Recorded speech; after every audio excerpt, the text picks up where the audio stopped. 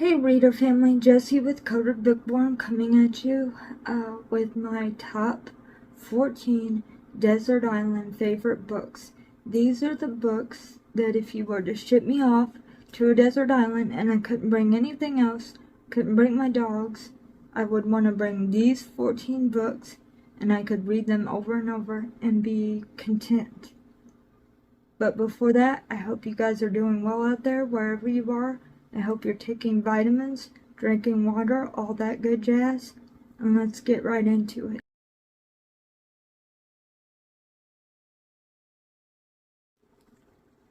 Alright y'all, so the first one on my desert island list is the Autobiography of Malcolm X. I think this should be required reading for everyone at some point in their lives, regardless of race, religion, age, gender, any of that stuff. You should read this. Everybody can gain something from it. Malcolm X is one of the most interesting historical figures ever, in my opinion. And we don't hear about him. At least I didn't hear about him in school. We hear about Dr. King, and that's all well and good. You know, there's nothing wrong with it. But I think Malcolm X was oftentimes seen as too extreme or too militant. And he did have some extreme views at a certain point in his life, but he was never militant. I get really angry when people make out like he advocated violence when he didn't. He just advocated not letting anybody treat you like you're inferior or to do harm to you for no reason other than they just thought that they could get away with it. The reason I respect him so much is he is able to change his worldview multiple times throughout his life when confronted with, information that contradicts what he already believes, even if he believes it with all of his heart, which is amazing. A lot of people can't do that, and if more people could, we would be in a much better world today. But anyway, and he was not afraid to speak truth to power. There comes a point where even his mentors, people that he loves very dearly, he starts to question whether or not they have good morals when it comes to certain things. And he's not afraid to speak up about it. And, he's ostracized from his group because of that, and ultimately assassinated. But the fact that you have somebody that overcame so much, turned their life around. I mean, at one point he was doing drugs, he was running prostitutes, he was doing everything you can imagine. He goes to prison, he becomes an avid reader, he joins Islam and eventually the Nation of Islam, and that helps him tremendously in cleaning up his life. And then when he comes to realize that everything may not be what it seems, he confronts that. And if more people could do that, the world would be better. That's just the way it is. That's why I say it should be required reading for everybody. It's profound.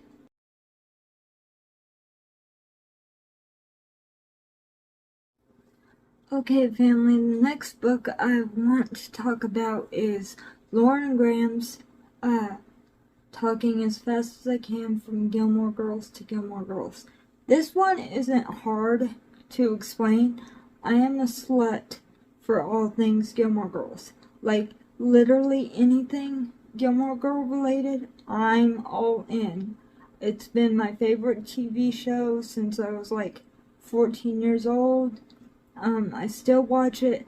I can quote the whole damn thing, damn near. I always have it on in the background when I'm reading because I don't have to watch it.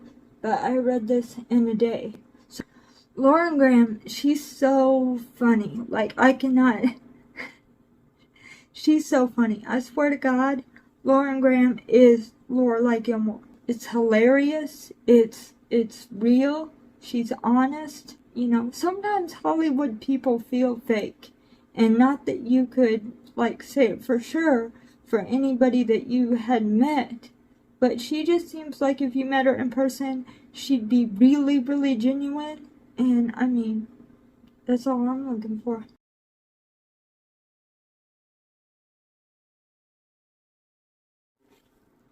Okay, reader family, this is one of my favorites ever. This is Her Body and Other Parties by Carmen Maria Machado. I think I'm saying that right. Her mind, I just want to build a church to it. Can we just do that? Everybody's welcome, age, race, religion, sexual orientation, none of that matters. We just get together and we worship this woman's mind because it is so great and it is so weird. And this is the second book that's really weird in my desert all-time list. Maybe that tells you something about me. I don't know. But, no, it's great. I remember reading the first story and it's standing out specifically. I've been filming for quite a while now, so I can't talk, apparently. But, no, this is wonderful. It's a short story collection. I'm going to do this now. Stop being Ricky Bobby. Can you see that? Yes. Okay. But it's great. She's great. I will automatically pick up anything by her. There are 2 authors on this list that hold that title. You'll hear about one in a minute. But yes, if you like weird things, also Her Body and Other Parties are really, really great. I don't remember too much about every single one of them, but the first one stands out. I would reread this. It's wonderful. Let's build the church. Y'all with me? We're family. Remember. Alright. Y'all, I'm stupid. I'm sorry. Okay.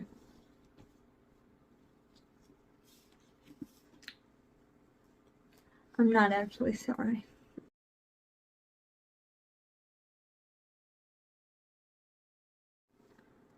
Alright, so now we have Watership Down by Richard Adams. It's kind of cheating that this book is on my list of desert island picks because it is a very recent read for me. But I just know there is so much good about it that I will come back to it. And as I may have mentioned, that's part of my criteria. I don't reread books very often because I have a long-ass memory. But I would definitely revisit all of these. But yeah, okay, so Watership Down. What's interesting about this is it actually started out as children's stories. Richard Adams was looking for a way to entertain his children on long car rides. Kids, that's what we did before iPads and the internet and everything like that. But yeah, so they start out as children's stories and they were so good that he kind of, his family encouraged him to expand them out from there. So yeah, this is interesting because there are multiple ways of reading it. It is a children's book, or a children's story, people have been back and forth on it, because it's definitely not only a children's story, right? So, one of the things about it is it's way more than just the surface level story, right? So, if I were to read this to one of the kiddos in my family, they would get the basic principles, right? So they would get, the importance of friendship and the importance of being brave and stepping out into the unknown sometimes, even when you don't know where you're going. Even when you don't know where you're going. But yeah, But there's so much more to this. If you were to read it at a different point in your life, like I did, you realize that there's a lot of symbolism and imagery and, thoughts on corrupt power, war, all those kind of things. I actually have a funny story to go along with this book. It's a little heavy, that's why I'm moving it.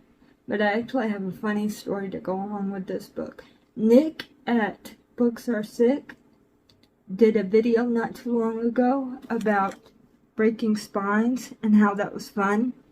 So I was like, I've never purposely broken a spine, but I'm not as picky about my books being pristine like I once was, so I'll break the spine. I like a book to be open.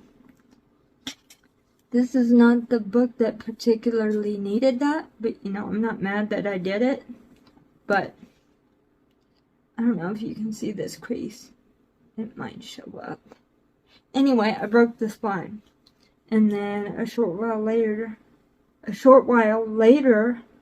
found a video saying you can train the spine. You don't have to do that. And all love to Nick. If he likes to break spines, that's his thing.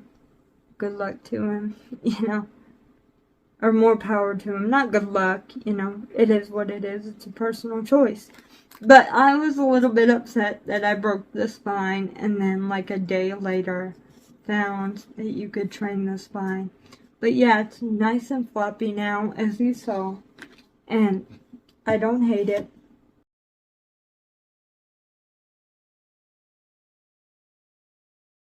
Alright, reader family, so the next one we got is Jane Austen's Pride and Prejudice. I read this when I was 16. It was beautiful. It took me some time to get into the Old English, but it was great. And I haven't read this copy. This was in a collection that I got, and I haven't read this copy specifically. But yes, it's beautiful. Read it. It's great. Jane Austen is great. She was so ahead of her time and just a badass female before that was a thing, really. So, yeah. Jane Austen. I would pretty much recommend anything by Jane Austen. But you guys tell me which ones you've read, because I'm always down to hear. What's your favorites? Tell me in the comments. Alright. That's all I got for Jane Austen. Read it. Yep.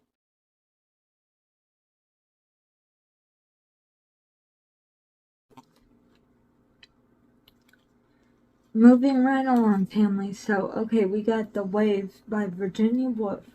Okay. I gotta stop holding those in front of my face. Gosh dang it. This is new to me, y'all. It's weird, okay? We're figuring it out as we go. I love y'all. Y'all know we're family. Quit playing. Don't judge me. Alright? Alright. I mean it. Alright. So The Waves. This is probably one of the most profound things I've ever read. You know what? I'm just gonna put it down, because I feel like Ricky Bobby. I don't know what to do with my hands. So I'm just gonna put it down. I'm gonna show y'all the book from this point forward, and then put it in my lap. Alright? Thank you for understanding. Okay, so The Waves. It's profound. Virginia Woolf was so ahead of her time, much like Jane Austen. I mean, she really was. Her writing was just beautiful. She did struggle with mental health issues, but don't we all, really? I mean, if we have half a brain in our heads in today's world, I think so. But anyway, Virginia Woolf, The Waves. The Waves is about 6 friends, and they're at a day school, and they go to this day school together, and they're all different, but they could each be, like, each individual person could just be an aspect of one person's personality. So it's really interesting. And it's all about identity and, you know, how do you find your identity, and, you know, inferiority complexes or imposter syndrome. I lied, I'm holding the book again. I know. We'll figure it out together. You said you wouldn't judge me. Anyway. But, you know, they all care about each other. But they're all constantly dealing with, well, I'm not as good as this person because of this or that or whatever. But they're all thinking the same thing. They just have their own reasons for thinking the way they do. What I love about The Waves is the reason why it's called The Waves is each chapter opens, or segment, each segment opens with nature scenery. Sometimes it's bright and, you know, sunny, symbolizing, well, I'm not going to tell you what it symbolizes, you can figure it out. But either way, it's profound. You should read it. I would reread it. Every book on this list I would reread, and that's why they're on the list. That's one of my criteria. So, yeah. The Waves. Virginia Woolf. She's a badass. Read it.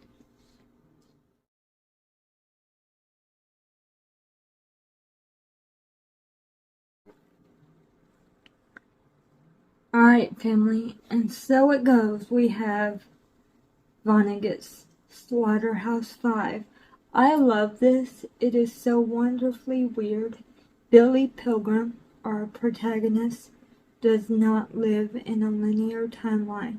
He basically gets bounced around all throughout his life to different points in his life, and nobody knows that this is happening or why it's happening. He doesn't even know why it happens. You know, suddenly 80-year-old him can be in 20-year-old him's body, and nobody around him has any clue. They just think they're talking to whoever is in front of them at the time. It's an anti-war book, in many respects. The tagline of "And So It Goes" is about acceptance and, you know, just taking things as they come. And that's much the way that Billy Pilgrim has learned that he has to live his life. You know, there's no fix for whatever's going on with him, because he doesn't know why it happens. Not even his children know that it happens. So, yeah. If you're not into weird, this might not be your thing, but I loved it, and this is my first Vonnegut. So if you guys in the comments are into Vonnegut, let me know what I should read next. But yeah, read it.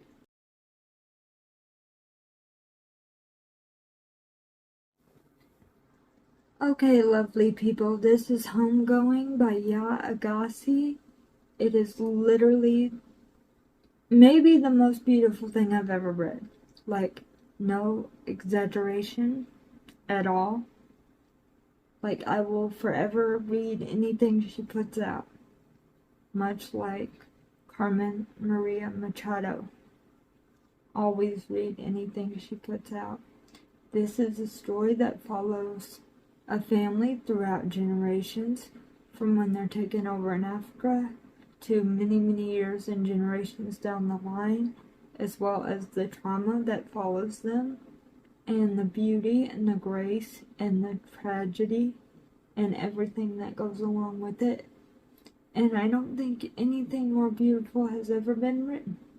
I read her next book, Transcendent Kingdom, and that had some elements in it that I resonated with personally, but I don't think there has ever been anything written that is as beautiful as this. Read it now, because I told you to. We're family. We've had this discussion. Okay. Homegoing, Ya Agassi. It's amazing. read it. Or a purple monkey will come down and kick you in the shins repeatedly. I don't make up the rules. Read it.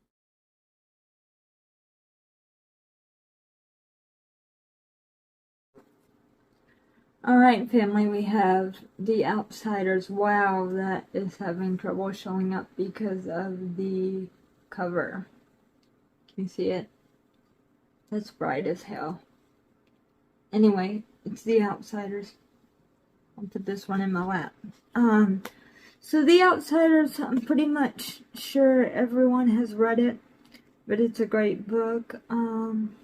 If you haven't read it, you should read it. It's about coming of age and finding yourself and, loving the people that love you and, being willing to sacrifice for people, even if those people may be strangers, and why that's important. And my mom loved this book, and I have the poem memorized by heart. I will save you guys the extreme discomfort of reciting it, but it is beautiful and it's classic for a reason. You should read it.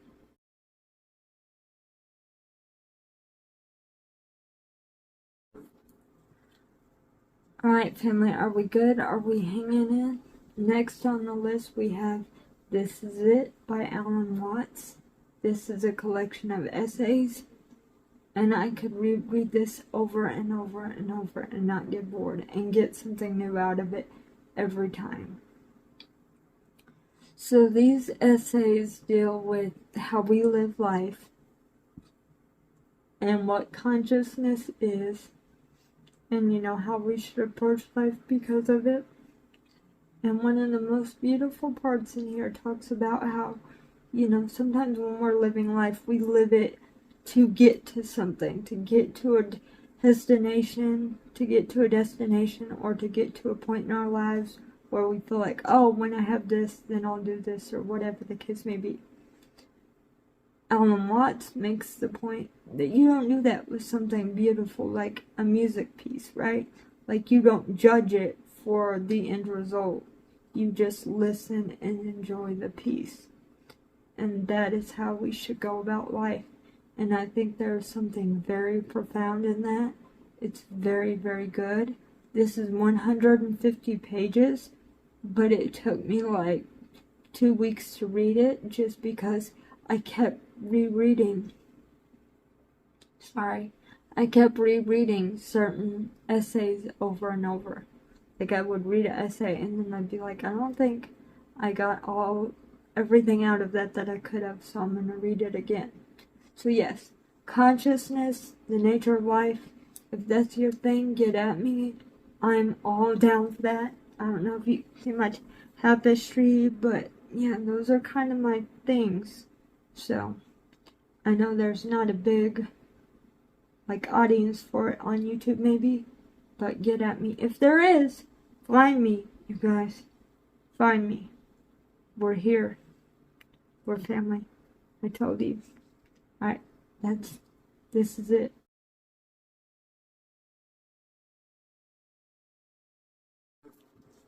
Okay, so now we have The Glass Castle by Jeanette Walls. This is a memoir, and it's very, very good. The reason why I have this on my list is, although in different ways, my family is highly dysfunctional. But here's what I love about this book, y'all. Like, a lot of people, when there's dysfunction in a family, they want to go, oh, well, it's all bad. Your childhood must have been all bad. And it's like, no. Parts of it were a little sketchy, but parts of it were really great. What I love about Jeanette Walls is she paints an honest picture of her family, and it's not all pretty by any means. Like, it's really not all pretty. But it's honest. But there's a lot of love. I mean, the book is all about the love for her dad and the complicated relationship that they have because of his issues. The mom clearly struggles with mental illness. I can relate to that. My mom is passed away now, but she did, in fact, struggle with mental illness, and I miss her every day. And I didn't always appreciate her when she was here because of some of her issues that led her to sometimes neglect and, never abuse, but definitely neglect. But yeah, I just like that it paints an honest picture without, making it, oh, it's all bad, or, oh, it's all rainbows and rosy, and it's neither one of those things. Life is rarely that black and white. And it's funny that the book is black and white. Maybe there's a connection there. But yeah, that's The Glass Castle. Read it. It's amazing. She's amazing.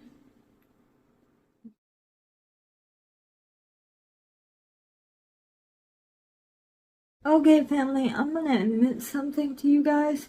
I have no idea if I can pick up this next book gracefully on camera. We're gonna find out together, and I'm just gonna leave it in, no matter which way it goes. So here we go. This is a woman that should need no introduction. This is the portable Dorothy Parker. I'm going to put it down now before I, do something stupid. Like, this is thick. It's literally everything she's ever written. Short stories, poetry, all that good stuff. Yeah, it's heavy. Alright, in the lap it goes. We did it. Alright, so the portable Dorothy Parker. Dorothy Parker should need no introduction, but unfortunately she probably does. She was a woman. Satire's her thing. She's very funny, very witty. Some of it's dark.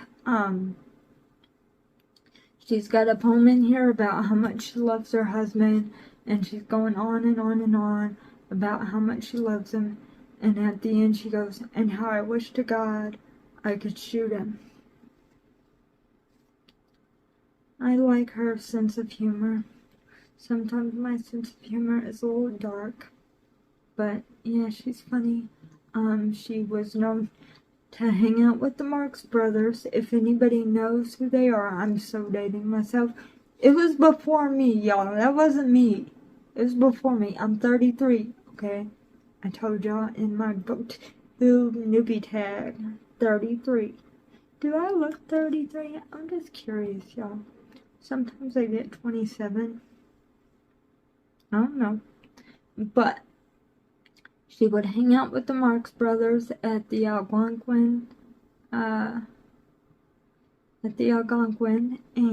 they would just tell jokes, and it was them and a bunch of other people. It wasn't like she just hung out solo with the Marx Brothers, but yeah, I mean, she could, oh boy, she could hang with the boys before hanging with the boys was a thing. Super funny lady. Witty, dark, it's all good. It's my bag. Or at least part of my bag. Alright. Portable Dorothy Parker. Ha! I picked it up again! Hey! Bitch! I'm having a good day. Actually, it's not that heavy. The problem is not picking it up, it's picking it up gracefully and being able to talk with it without it going everywhere. So, portable Dorothy Parker, read it. For family, I told you to. You know this. I'm gonna get mad. I'm like your big sister. My legs don't work quite right, but I will kick you in the ass.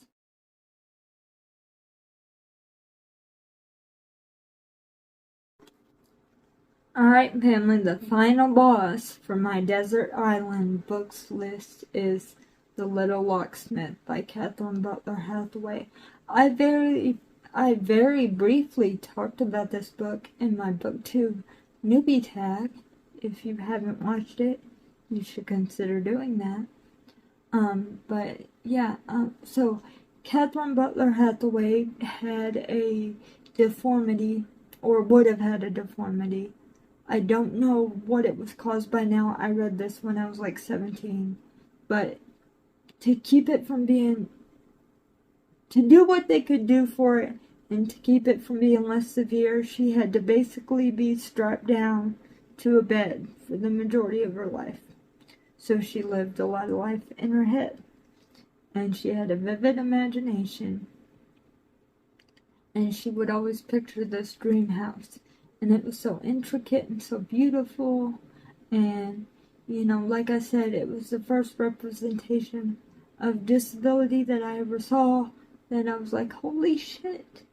Somebody thinks the things that I've thought in my head that I've never told anybody because I didn't think anybody could understand them. You know, I'm not alone in the world. And it's beautiful. It's parts of it are sad, parts of it are good.